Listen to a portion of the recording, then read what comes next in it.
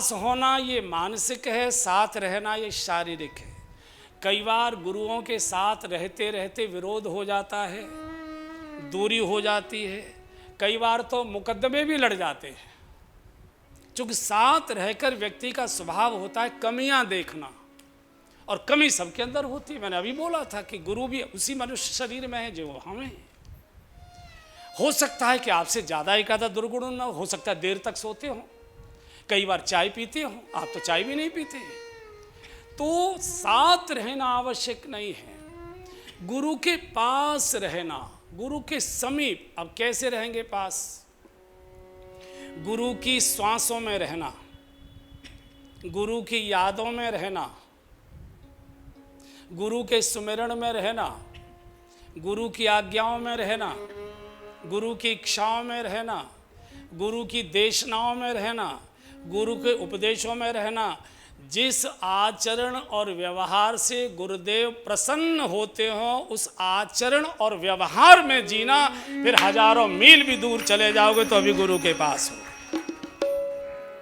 साथ हैं, सुन नहीं रहे, गलत सलत कर रहे, तो गुरु को तो जला रहे, उसके छाती को जला रहे। और इसलिए गुरु कभी मरते नहीं है, ये ध्यान रखिए। गुरु की मौत नहीं होती, शरीर जाता है, शरीर का धर्म है। 60 साल, 70 साल, 80 साल, 90 साल, गुरु की मौत नहीं होती। जैसे भगवान कभी मरते नहीं है, ऐसे गुरु कभी मरते नहीं है। भगवान कभी नहीं मरते। अगर मर गए होते तो मरे की पूजा कौन करेगा? मरेगा तो श्राद्ध करते हैं, हम दिनरात रामकृष्ण की पूजा करते हैं।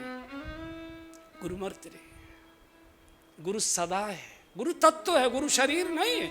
हाँ, वो तत्व किसी शरीर में प्रकट हुआ था कुछ समय के लिए। गुरु नहीं मरते। केवल 2 घटनाएं होती हैं, या तो गुरु प्रकट होते हैं या अंतर्ध्यान होते हैं, बस। अब हमारी आंखों से तो ओझल हो गए, अब हृदय की आंखों से दर्शन करेंगे।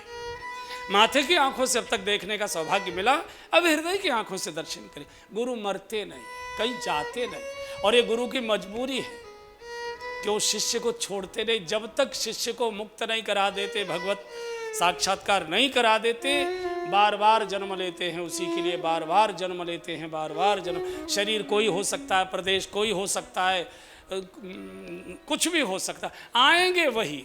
जैसे कन्या और वर का 7 जन्म का जोड़ा रहता है, ऐसे गुरु का भी होता है। शिष्य को जब तक मुक्त नहीं करा देते, भगवत प्राप्ति नहीं करा देते, तब तक गुरु मुक्त नहीं होते। आते हैं, जाते नहीं। येन केन प्रकारेण गुरु की रेंज में रहना, जो परिधि से निकल गया। जैसे माता पिता की रेंज से जब बच्चा निकल जाता है, बिटिया निकल जाती है, फिर काबू में नहीं रहते। गुरु की रेंज में रहना, दर्शन कक्षा में रहना, उसकी दृष्टि में रहना, उसकी यादों में रहना, उसके होठों में भी रहना, उसके हृदय में भी रहना, उसकी चेतना में भी रहना, उसकी चिंतना में भी रहना, उसकी चर्चा में भी रहना। ऐसा आचरण, ऐसा व्यवहार ये चाहिए। ये गुरु पूजा है, ये गुरु सेवा। पैर तो दबा रहे हैं, गुरु कहते इसे तो गला ही दबा देता मेरे यार। आचरण दुष्कर्म कर रहा है, आचरण जलाने वाला कर रहा है, और पैर पीट रहा है उसके रात को। गुरु को बहुत कष्ट होता है। गुरु को सांत्वना आनंद तब मिलता है, गुरु जैसा चाहते हैं वैसा आचरण व्यवहार, अगर उसमें से धर्म की, भक्ति की, भजन की, सेवा की, परोपकार की सुगंध आती है, गुरु की आंखें भर जाती हैं। मैं क्या दूं इसको? पूरी संपदा, अपनी भजन की पूरी संपदा लुटा देते हैं। इतना दानी कोई, महाज्ञानी महादानी, महाज्ञानी महादानी। बंदूक रखिए इसके नीचे। तो येन केन प्रकार, बैठो या, येन केन प्रकारेण, कोई बात नहीं, कोई बात नहीं, येन केन प्रकारेण, इस दर्शन कक्षा में हम प्रवेश करें, यही एकमेव साधना, यही गुरु पूजा का अर्थ है, और दूसरा कुछ नहीं, और कुछ नहीं। गुरु कभी शिष्य को छोड़ते नहीं। बहुत सुंदर उदाहरण, शबरी जी, 18 वर्ष की लड़की, शादी के समय घर से चली आई। क्यों? चूंकि बनवासी बेटी थी, बनवासी बेटी थी। बारात की खातिर के लिए मेढ़े, बकरे, मुर्गे, जो कुछ भी, जो उस प्रकार के भोजन करने वाले। उसने माँ से पूछा, माँ इतने मूक जानवर क्यों? और बाड़े में रो रहे थे। जब ये शबरी निकल कर गई तो रोने लगे वो सब के सब। तो इसको बड़ा दर्द आ गया, चूंकि ये तो गत जन्मों से भक्ति का भाव लेकर आई थी। तो कहा बेटी तेरी बारात आएगी ना, तो बारात की खातिर माँ मेरी शादी के लिए इतने मूक प्राणियों की हत्या की जाएगी। किसी से कुछ नहीं बोली कि मैं इन मूक प्राणियों के रक्त से अपनी मांग नहीं भरूंगी, ऐसा सुहाग मुझे नहीं चाहिए। रात में निकल गई, दौड़ते दौड़ते दंडकारण्य में भागते भागते भागते भागते पहुंच गई पंपा सरोवर के किनारे। हम लोग वहां कथा करने जाने वाले हैं पंपा सरोवर, आपको अभी से निमंत्रण दे रहे हैं। तो वहां किसी प्रकार मतंग ऋषि के आश्रम में आ गई, सीधी सादी सेवा बुहारी ये वो सब करती थी। मतंग जी ने राम मंत्र दे दिया, बेटी ये राम नाम जपा करो, तो एक दिन तेरी कुटिया पर राम आएंगे, राम आएंगे। बाबा मैं तो पहचानती नहीं हूँ, राम कैसे होते हैं? बोले बेटी तेरी कुटिया पर राम के अलावा कोई आएगा ही नहीं। जब आएंगे राम ही आएंगे, संसारी तेरे द्वार पर नहीं आएगा, आएगा तो ईश्वर आएगा। मैं कैसे पहचानूंगी? बोले जो तेरी कुटिया को आके खटखटाए पुरुष वेश में समझना राम ही आए।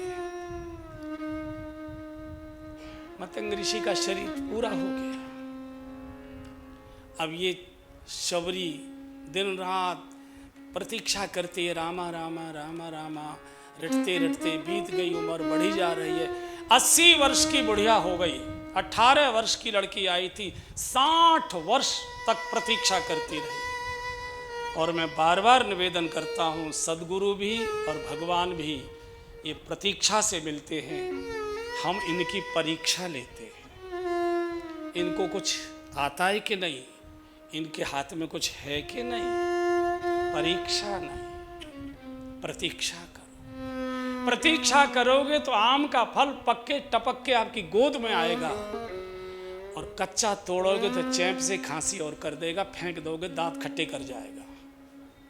जल्दबाजी मत करो। मैंने संकेत बताए, जिन चरणों में बैठकर रोने का मन करे, जिन चरणों में बैठकर सिर टिकाने का मन करे, जिन चरणों में बैठकर भीतर शुभ भावनाएं जगने जगे लगे, रोम रोम पुलकित हो जाए, हृदय भर जाए, हमारे भीतर के शुभ भाव जगने लगे, दुर्गुणों के प्रति घृणा होने लगे भीतर भीतर, समझ लो वो स्थान आ गया जहां माथा टेका जा सकता है, जहां बैठा जा सकता है, जिनके हुआ जा सकता है। हम अपनी कन्या के लिए ढूंढने जाते हैं तो कोठी कार बंगला व्यापारी है वो सब देखा करते हैं कि नहीं देखा करते?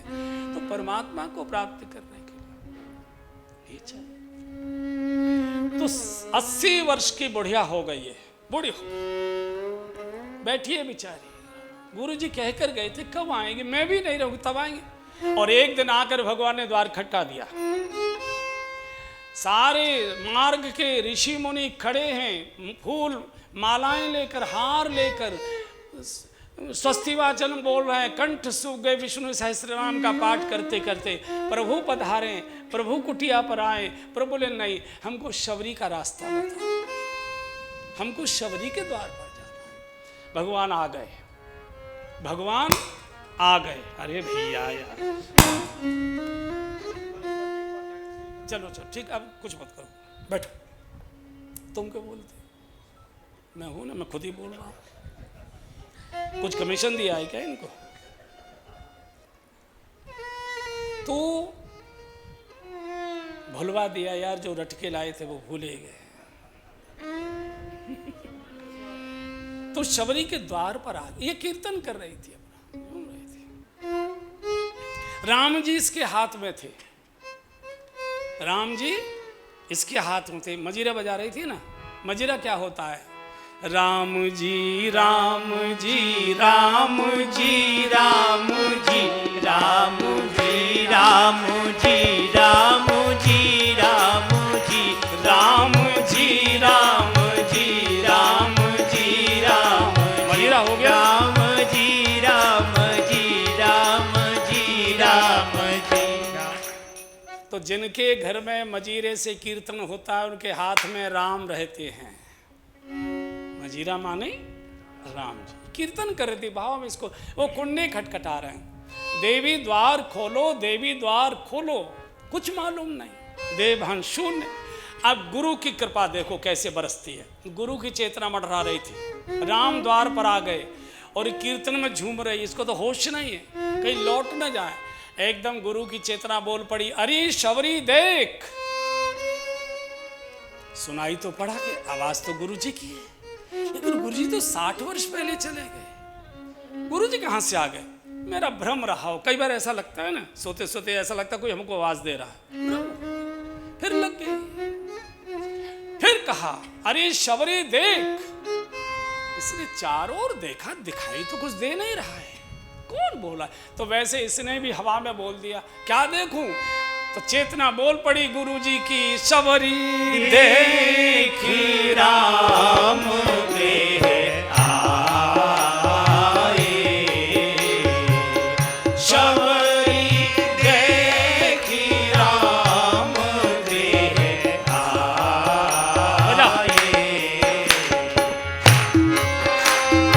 भगवान द्वार पर आ गए।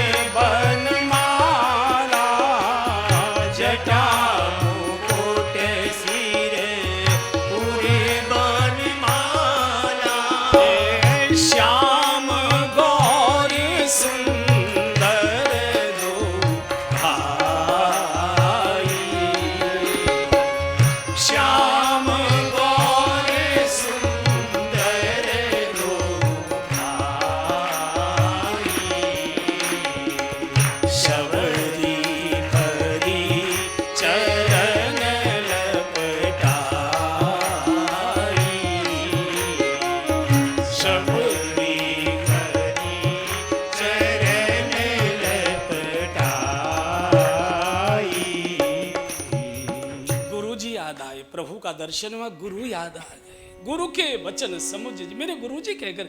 और घटना आपको मालूम है फिर क्या क्या हुआ, जब शौरी प्रसंग आएगा तब सुनाएंगे। तो गुरु की चेतना हमेशा शिष्य के ऊपर रहती है। अनुभव हो, अरे भाई जिसका टावर काम करता होगा वही तो संगीत पकड़ेगा, और कौन पकड़ेगा। दूसरी घटना, ये तो चलो तिरता की हो गई, मैं इसी युग की कल परसों की घटना सुना रहा हूं आपको। कल परसों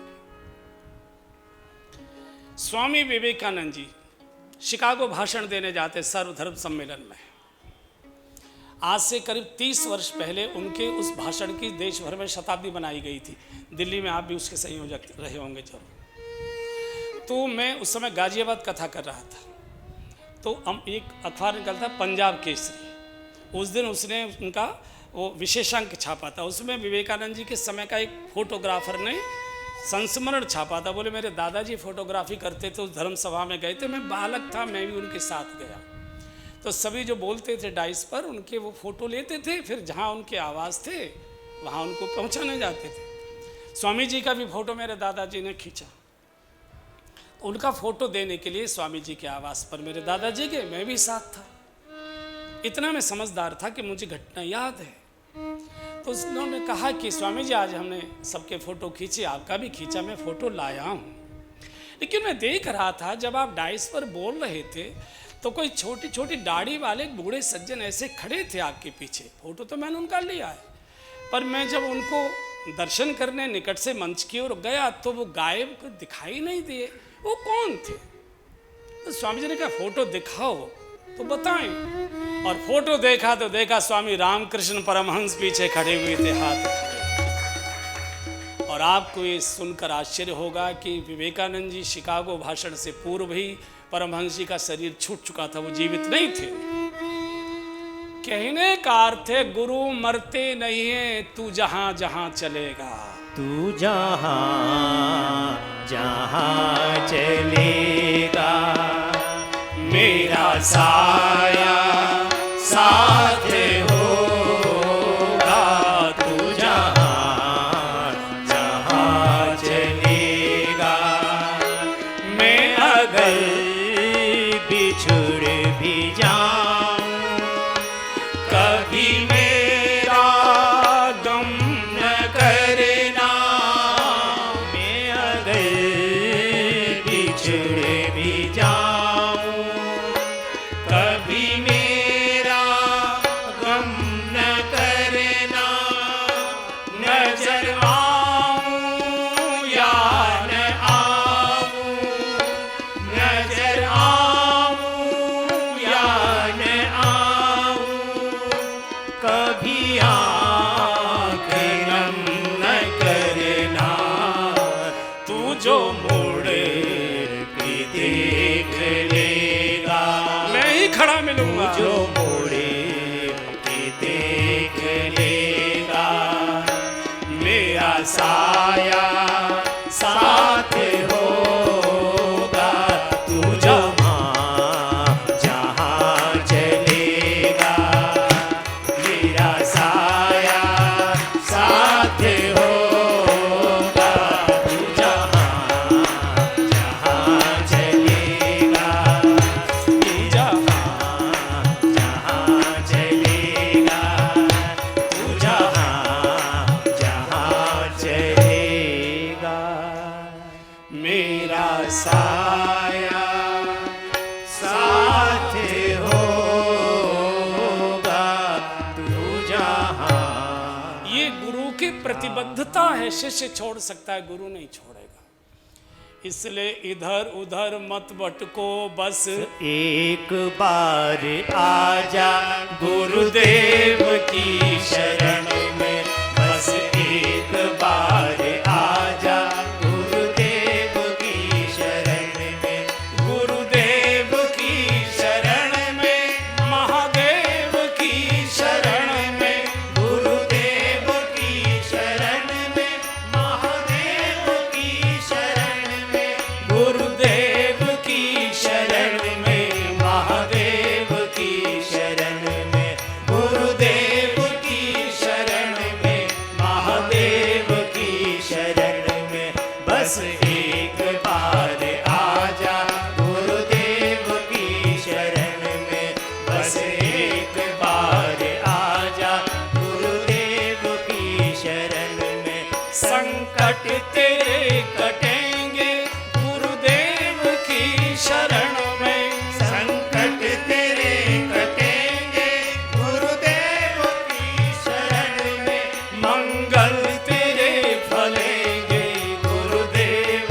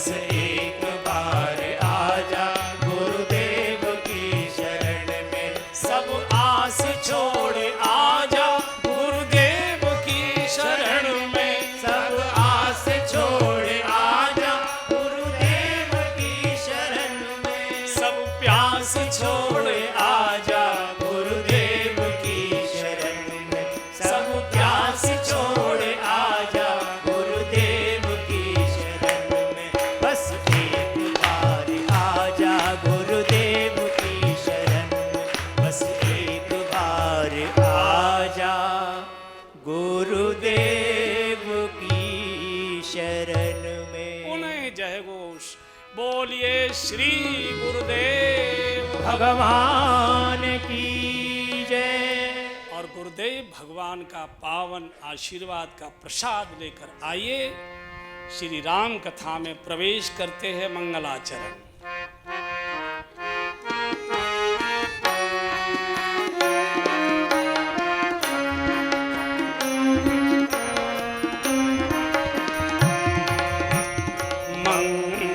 मंगल भवन अमंगल हारी, मंगल भवन अमंगल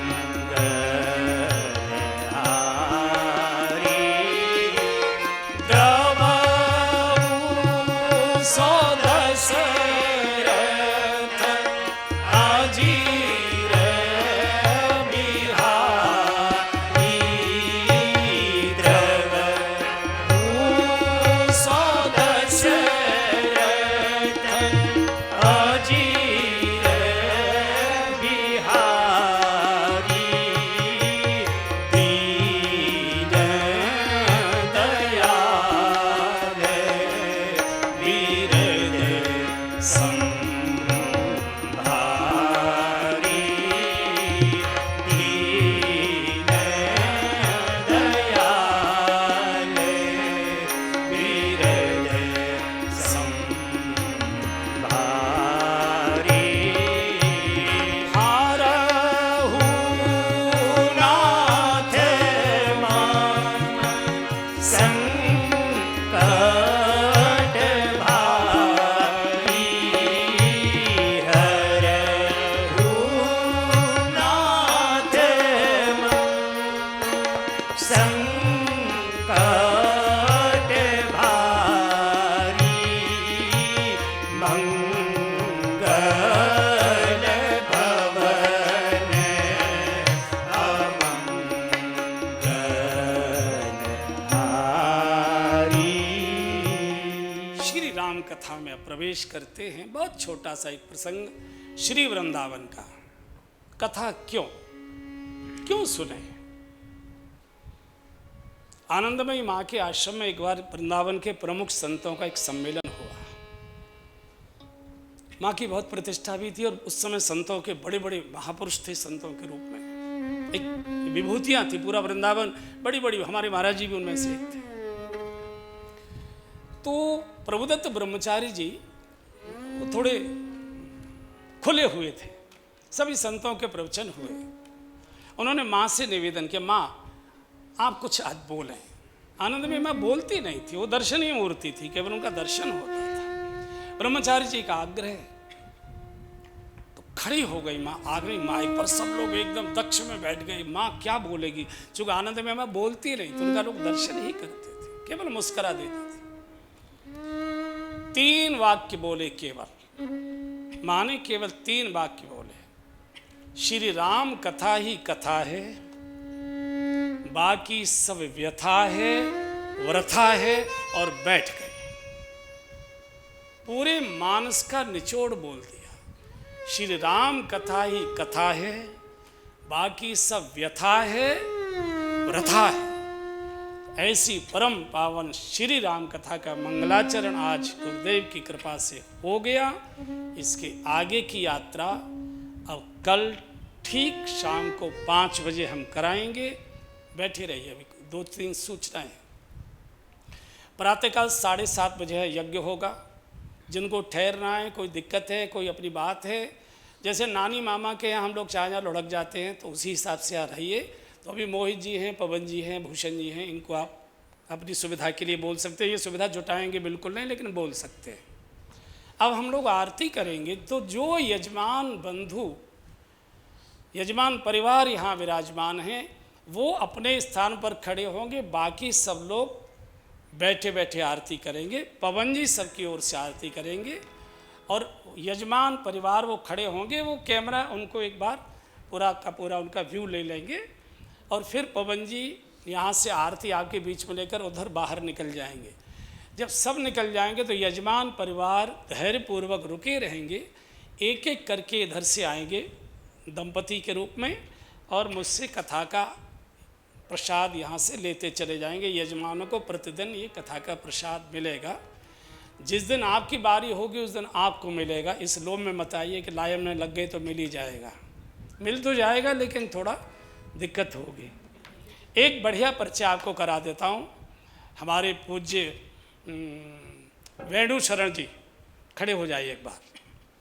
ये हमारे आश्रम के महाराज जी ने नए महंत नियुक्त किए हैं। बड़े मधुर हैं, बड़े भले हैं, व्यवहार कुशल हैं, योग्य हैं, परिश्रमी हैं। जो गुण चाहिए महंत में वो सब हैं। हम लोगों के गार्जियन हैं। अब ये बैठिए, बहुत अच्छे। अब यजमान परिवार खड़े हो जाइए और एक बार मैं चाहता हूँ कि इस रेंज में आरती हो जाए तो सब लोग उसमें आ जाएंगे। आज गुरुदेव की गा लीजिए, ठीक है।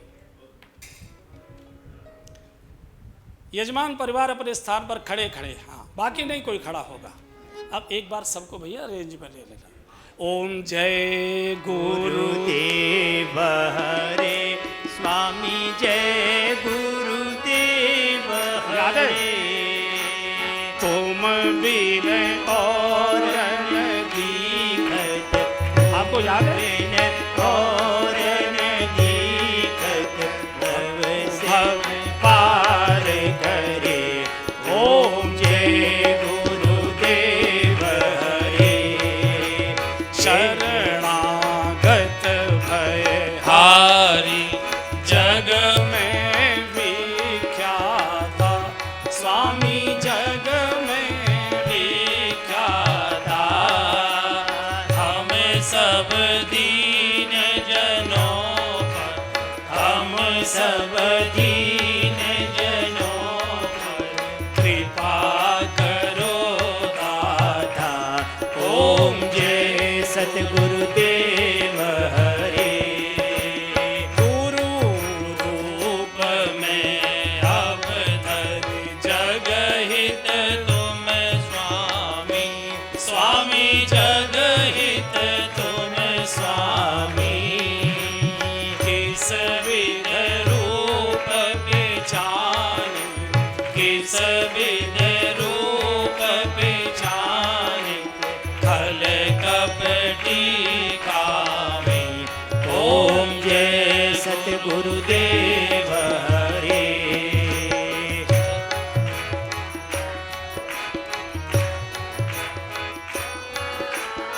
ज्ञान हरो स्वामी तुम अज्ञान हरो। माया मोह मिटा कर, माया मोह हटा करो। ओम जय सतगुरुदेव हरे। कृपानिधि मछहारी, स्वामी भव कल मछहारी। स्वार्थ रहित गुरु, स्वार्थ रहित गुरु जी। ओम जय सतगुरुदेव हरे।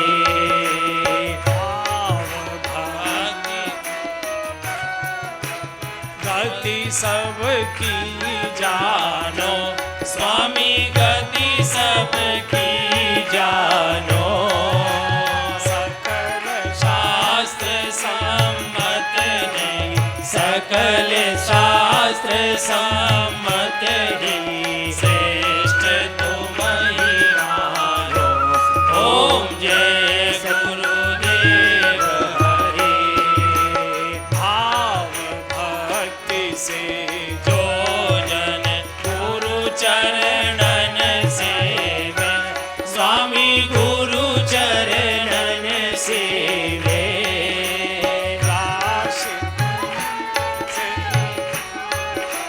जन्म मरण से छूटे, दान अभय लेवे। ओम जय गुरुदेव हरि। प्रेम प्रेम से जो जन गुरु आरती गावे, स्वामी गुरु आरती गावे। राशेश्वर वैभव से, राशेश्वरी वैभव से सहज ही तर जावे। ओम जय गुरुदेव हरि। बोलिए श्री गुरुदेव भगवान की जय। ये पवन जी उस गेट के बाहर खड़े होंगे, इधर से निकल जाओ पवन जी, इधर कोई नहीं आएगा, आरती वही लीजिए।